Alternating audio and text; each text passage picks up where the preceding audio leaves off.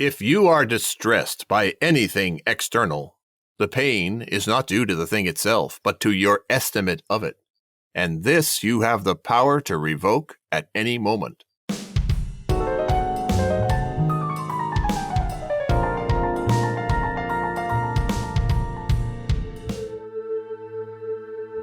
Your relationship with fear is complicated. On the one hand, it can be your ally. It alerts you when something's wrong. When there's a real threat, fear can help protect you.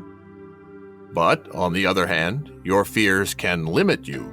They can keep you from even trying. You might shy away from new experiences or let opportunities pass you by. If left unchecked, your fears can keep you from pursuing your dreams. Whether you fear rejection or failure, or just fear of the unknown, you must find a way to manage your fears and not allow them to limit you. In this video, we are going to discuss a 4-part strategy for handling your fear. Accept it, name it, take action, and reward your courage. Let's start with acceptance. We all have fears. It's impossible not to. Every successful person you might admire is afraid of something, regardless of how confident they might seem on the outside.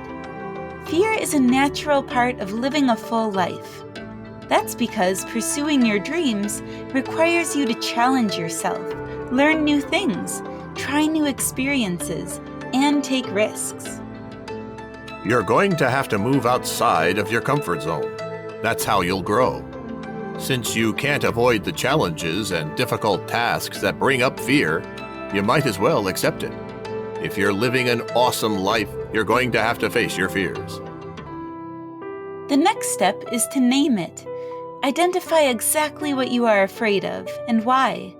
The best way to do this is to ask yourself a few questions and write down whatever comes to you. Start with, what am I so afraid of? To dig deeper, next ask yourself, why am I so afraid of this? Remember, it's not a weakness to admit that you are afraid.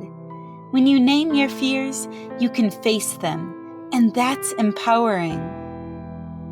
Often, your fears are just negative anticipations that are holding you back. But not always. The negative feelings you have might indicate legitimate concerns about what can go wrong if you pursue a highly risky option. You must always practice discernment. It's wise to be cautious, but don't let unreasonable fears paralyze you and keep you from pursuing your goals. The next question to ask yourself is, what is the worst that could happen? It's a powerful question. At first, it may seem like you're focusing on the negative because it makes you imagine the worst-case scenario. But that's why we recommend adding a positive follow-up question. How could I recover from that? Coming up with a plan B can reduce your fears and boost your confidence to take action. These questions will help you identify your fears and how you might bounce back from failure, but don't stop there. Once you know exactly what you're afraid of, you need a reason to take action despite those fears. Also, ask yourself, what has this fear kept me from doing?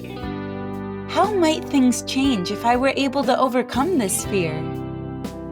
Why would I want to do this thing or make this choice, even though it scares me? What if I succeed? Writing down the possible positive outcomes may inspire you to take action. You don't have to go through this process alone. Consider talking with a friend, family member, or a health professional about your goals and the fear that's holding you back. They may help you see things from a different perspective. Sometimes expressing your fears aloud takes away their power. Once you identify the true cause of your fears, then you can decide on a strategy to deal with it. The most important step is to take action. Your fear diminishes when you do something, anything, to face it. It may feel like a real challenge, but you can do it. When you've taken action despite your fears, recognize your courage. Confronting your fears is not easy. Congratulate yourself on moving one step closer to achieving your goal. Give yourself a small reward or celebrate your success with a friend. Each time you face your fears, you boost your confidence that you can do it again. So let's sum up what we've learned. Accept that fear is natural. Sometimes it can even be helpful and keep you safe.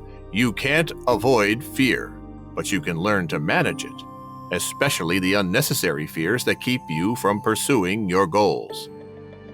You must name your fears. Ask yourself questions to identify what you're afraid of, why you're afraid of it, and what you can do to recover if your worst fears are realized. Then it's time to take action. And finally, celebrate your courage for not letting your fears stop you. As you learn to cope with it, fear loses its power. Face your fear. Don't let it stop you. You've got this.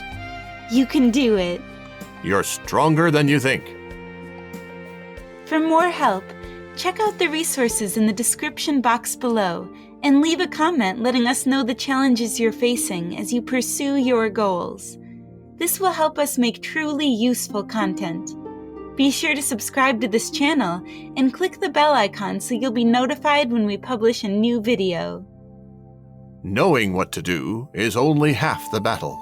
Lasting change comes after you've turned these ideas into habits. Bookmark this video and come back to it whenever you need a reminder or motivation to fuel your ambition. Each of us must confront our own fears, must come face to face with them. How we handle our fears will determine where we go with the rest of our lives. To experience adventure or to be limited by the fear of it.